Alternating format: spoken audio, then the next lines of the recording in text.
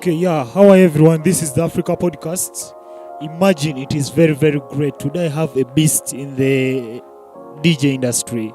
And in fact, this guy is the best, I should say, is the best African DJ. You may try your best, but since we're young, we used to hear the man himself.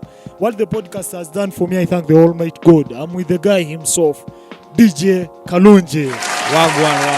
I'm happy to see you today. The pleasure is mine. Yeah. So I want to know, where did this name DJ Kalonji start from? Kalonji was a name I was given back in high school. Yeah. So back in high school, I was part of the entertainment team. Yeah. We used to, during the weekends, after studies, we play music, nini. So that time for CDs. Yeah. There were no USBs at that time. So I used to organize, I used to get the latest music. And at that time also, reggae was taking a very big turn in Kenya. So people used to listen to reggae a lot. And one of the biggest artists in Kenya at that time was, the biggest artist that people used to listen to in Kenya was Kalonji. Yeah, so I used to love him very much because first of all, his songs were direct, he was deep, he was very spiritual, and he used to talk points. Okay. Yeah, actually, one of his songs got him in problems that he was even denied visa in America. Yeah. Yeah, so anyway, Kalonji, DJ Kalonji comes from Kalonji, the artist himself. He's one of the biggest artists I look up to. Now, for me, the name DJ Kalonji, I thought it came from Uganda because, like in Uganda, we have Kalonji, like K-A, L-U-N-G-I. So I thought that maybe the name came from there. Actually, there has been that issue, and I appreciate my Ugandan people also because they have been, the reception has been very well in Uganda. So how many times have you gone to Uganda? I went to Uganda back in 2008, the first time. Yeah. I performed in Kampala and I performed in Iganga. Iganga, yeah. Iganga. By the way, my mom comes from Iganga district in Uganda. Yeah, but it is quite challenging. Like, I want to know what has made you to be phenomenal for all these years, because I should say I started hearing you as early as 2008 and when I was still in primary. 2008. Yeah, that's a long time. It's just being persistent. We just we were just the love of music, the love of the art, DJing art, and we didn't go to any special school or fancy school and stuff like that. We didn't get any major radios back in the days. We used to create our own platform, and that platform great. at that point was these public buses. So the public buses were playing mixes. So we created our channel through public buses, and we got to get our name like that. Great. So now another thing I wanted to ask, like, there are many challenges in the entertainment industry. Yes. Have you ever faced any?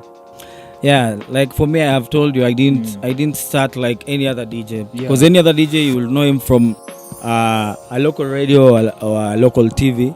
But for me ilikuwa more of, I have to, what I put in is what I'm going to get. So I had to find my way through the channel that I've just shared with you.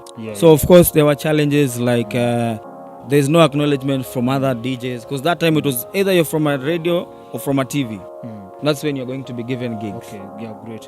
Now, in your journey as you started, the question is, did your parents support this? Sorry? Your parents, did they support you becoming a DJ? My parents, of course, they were a bit, resistant. They were a bit sensitive. Parents. Yeah, African parents, of course, they're like that. When they see you're not doing whatever, normal pilot, doctor. For us in the entertainment industry, we always failures. So, but when they saw the results, because my mom used to board matatus, then he sees his son in the mixes. Great. She appreciated. Wow. Yeah. So that has been extremely phenomenal. Yeah. Like now, there are DJs. There are some DJs in Africa. I will give an example of Black Coffee. I will give an example of DJ Shir in Uganda. They always make their their production, then they give musicians to sing. Yeah. Have you ever done that? Yeah. I've worked with a couple of artists. Tell our viewers. Yeah, man. They go and check them out. Yeah, man. I've worked with KRG. I've worked with Critical. I'm currently working with even international Nigerian artists. I'm working with also big Kenyan artists. Yeah. And that is the direction right now DJs are taking. You can even see DJ Khaled is taking the same direction. Yeah. So shockingly, you have an AFRi-KA. You have an AFRi-KA as the best East African DJ. Yeah, man. Bro, you have done it. So now I want to ask you a question. Like, if right now you get a Grammy, can you be there and say, I've done everything now in music? There's never stopping, man. Yeah. There's never stopping in this music industry, because as it is changing. Yeah. As if you've seen, the industry is changing, so you have to also try and adapt with the change. And also I believe part of that is you leave a legacy, and also you leave a number of people who will continue with the legacy. Don't just die with the legacy. Great. When you feel like it is almost your time, you make sure that you've trained someone else who will continue. That is the biggest talent you can give back to the community. Oh, perfect. Yeah, so now big festivals in Africa. Have you ever performed your nini? Yeah, I was even in Uganda just some few months ago. Yeah. And I've worked with the government of Seychelles. I've worked with the government of Kenya. I've also worked with Australia. This time don't leave me. If you're going back to Australia, we shall go together. Yeah, man. I've worked with a lot of I've been DJing for almost more than 1.5 decades. Yeah. Bro, this has been a journey full of challenges, and like you said, you've been in this industry for almost 1.5 decade. That is close to 15 years, okay? So I started here in Kalonji a long time ago. Up to right now, I'm a grown up, okay? What has made you relevant, okay? Because the Kalonji I used to hear is the Kalonji I'm hearing right now. Okay, people start, they get to peak, and they fall down. All of a sudden, they disappear. What has made you relevant?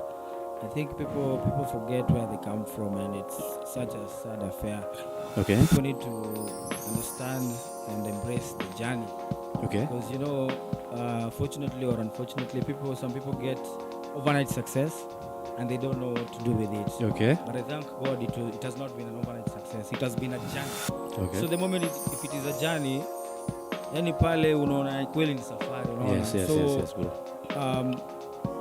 It's very, very, you live, you learn every day. Then also you get to pick yourself up from where you left and try to become a better man. Okay. From where you are. Yes. Kila siku, you try and improve yourself. You try and improve yourself. Yeah, man. And don't you think, I heard you talking about grooming people, of which I like it so much about you, because I think most of the celebrities, the DJs, the artists, they tend to be mean. So I guess it is part of what makes you relevant, because if I have, let's say, I have this station and I groom people, I leave it there. I go to another station, I groom people, I leave it there. I think my cycle is growing big and big. So I guess it's part of what has made you who you are today. Yeah?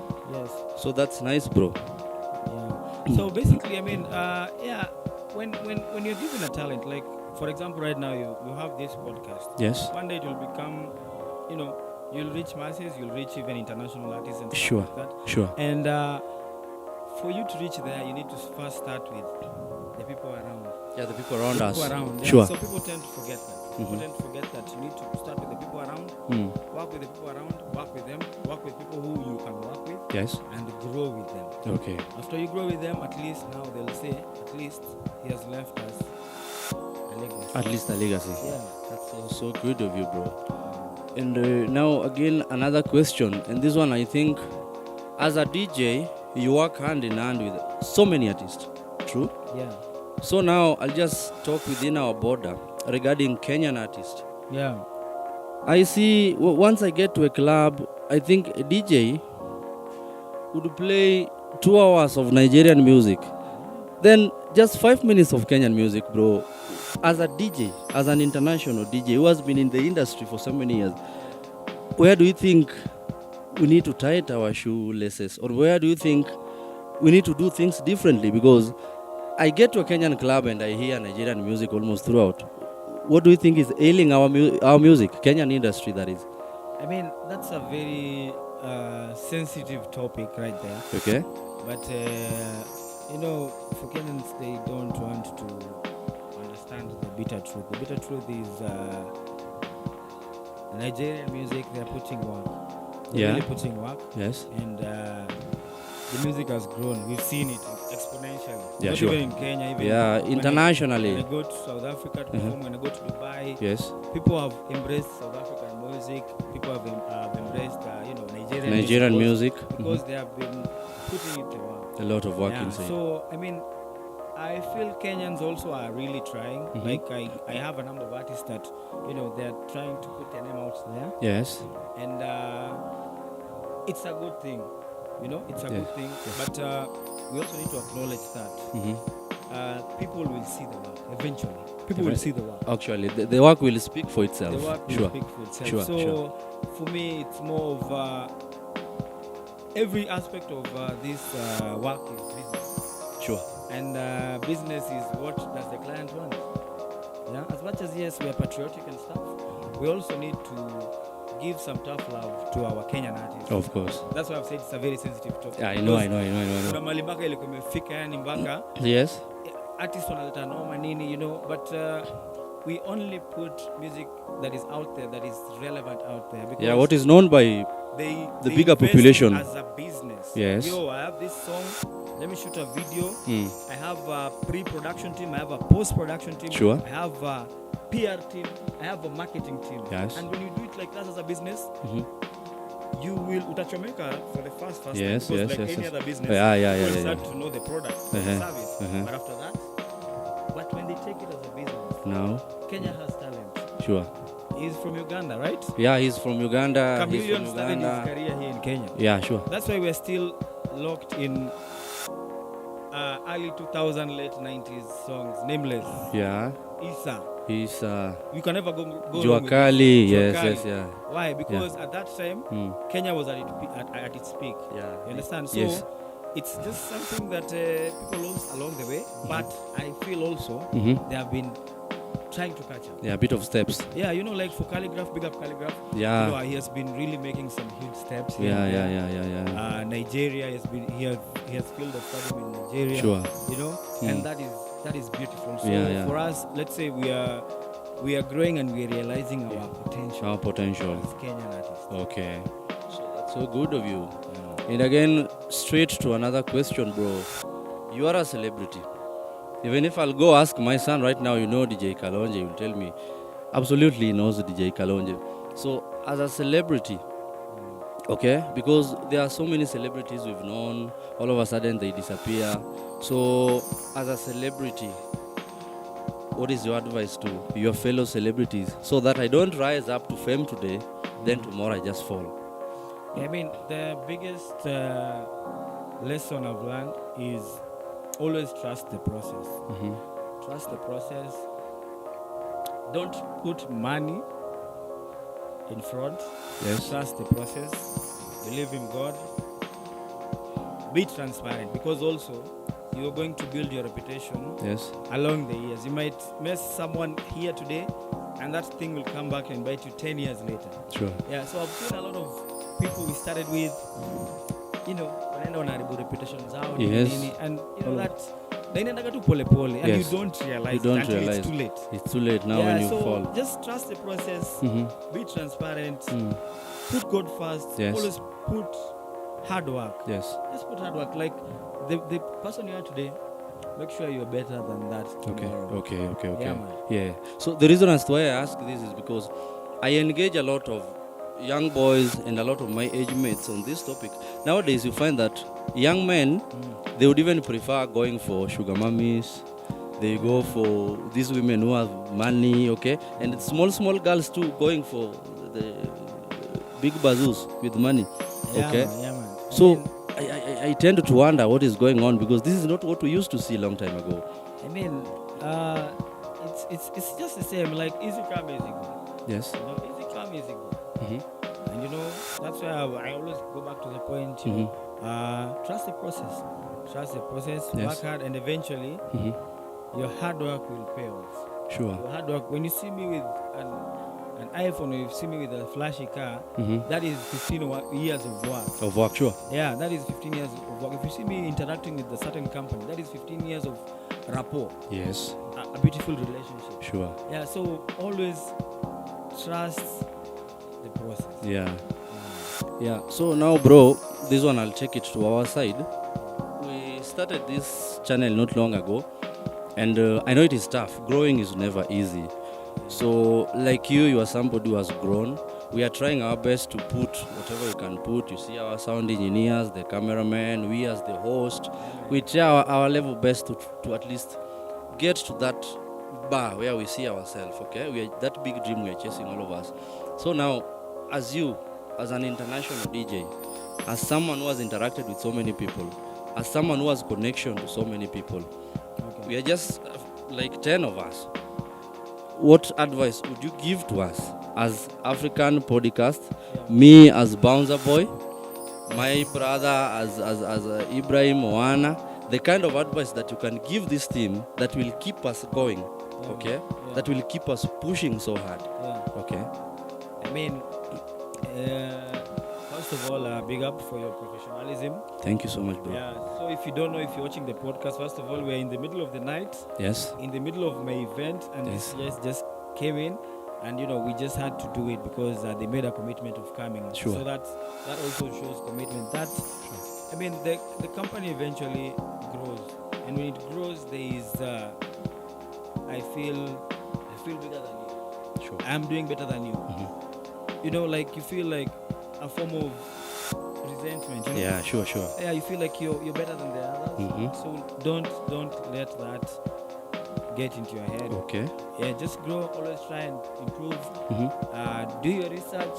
But so far, I love the team. I love the energy. Thank you so much, bro. Yeah, and the organization. Yeah. Okay.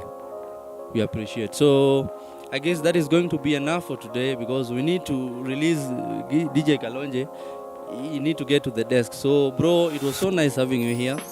To our entire team, this is African Podcast. It was such a pleasure having you. Giddy, thank you so much. All our friends outside there, we thank you so much, bro. It was such a pleasure. Pleasure was mine. Actually, if you don't know, this was my first podcast. I've never done. So, you guys are lucky. Thank you so much, bro. Big up. We appreciate. All right, cheers. Okay. Salute.